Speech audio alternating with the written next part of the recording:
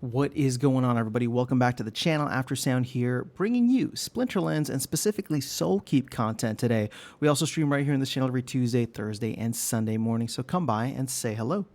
All right, guys, I wanted to do a little speculation on tower defense just because it seems like it's right around the corner. So I don't know when and if we're going to get some new information or when it's going to drop, but I wanted to take a look and see how rare are these, and I'm using quotes for those maybe just listening, how rare are these alpha nightmare packs going to be in the grand scheme of things?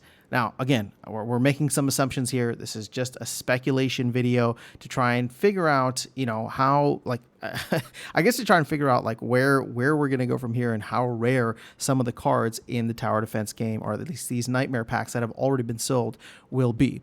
So, first things off the bat, there's 379,000 packs. We'll just say 380,000 packs that have already been purchased that could be considered part of the alpha edition if that's what they end up doing. And again, keep in mind that none of that is final yet. That was an idea thrown out there and talked about publicly, but the team did take the other packs off the market. So the hope is that there will be some kind of special function given to these newer packs, or sorry, not the newer packs, but the packs that have already been sold. So when you compare this, we'll just say 380,000 to the fact that there were 300,000 alpha packs for the Splinterlands trading card game. This is obviously significantly more. I mean, this is, if I'm doing my math, it's a little bit more than 25% more of the amount of packs. Now, from what we've heard in terms of the cards that will be launched with the game, if I remember correctly, I believe it's 25 different towers as well as 25 different spells for a total of 50 cards. And when you look at the alpha set for Splinterlands, there were 59 cards. So in both of these metrics, the simple or sheer number of it means that there will be more cards from the tower defense packs or the nightmare packs than there were for the Splinterlands game. Now, again, the assumption here is that that we've seen it across both Splinterlands and now Genesis League Sports or Genesis League Goals, where the most common cards need to get combined like at 400 max in order to get the max level out of them. I don't know if that's going to necessarily be the case with tower defense, but if we assume that to be something similar to at least what we've seen so far as part of the tradition for Splinterlands for Genesis League Goals, again, it's speculation, but let's assume that is the case. Well, again, looking at the numbers, there's a more diverse set of cards from Splinterlands to Soulkeep, and then there's just way more packs with Soulkeep. So I don't believe it's going to have that same kind of value in terms of overall scarcity, right? We're comparing apples to oranges, so keep that in mind. But I'm just trying to say, if you really try to view it as like an apples to apples comparison, well, it's kind of impossible. But just looking at the sheer numbers of it, there's going to be a lot more of these other cards, and if they do gold foil, and who knows how all of that will end up working. But the point being is that there's a lot more of these alpha packs. Sorry, there's a lot more of the nightmare packs.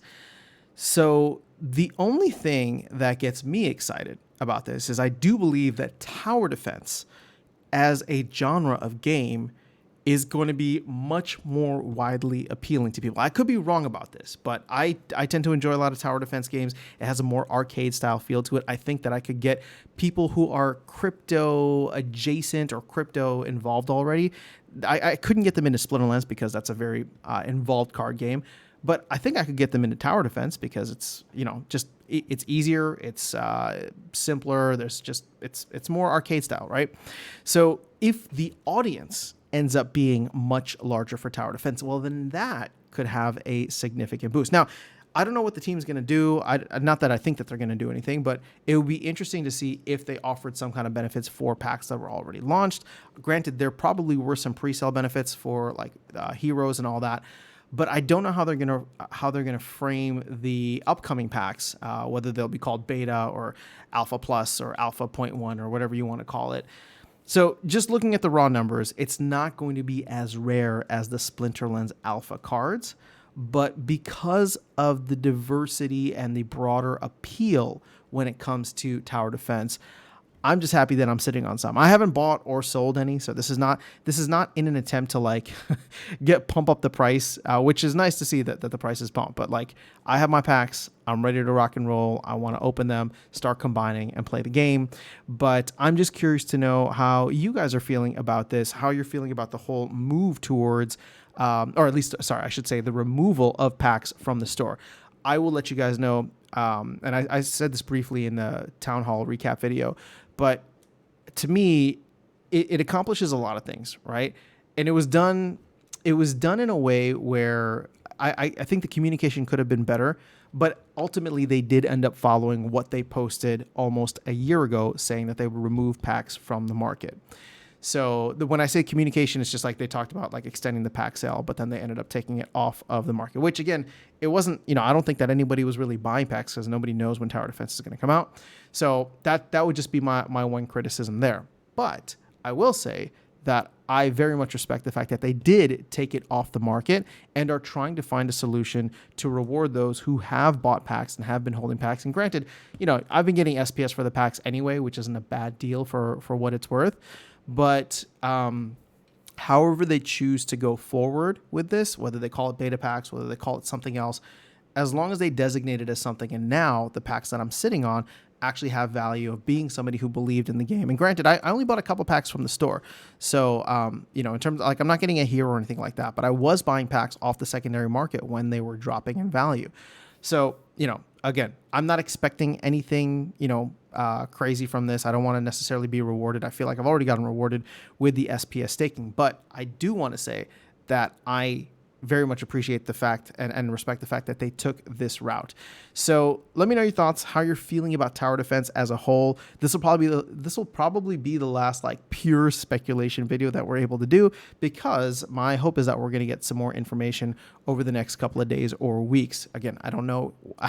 I don't know if we will. I'm just basing this off of the town square in which both Aggie and Weirdbeard were talking about us getting information very soon. So hopefully by the time this actually posts, it won't be irrelevant or out of date.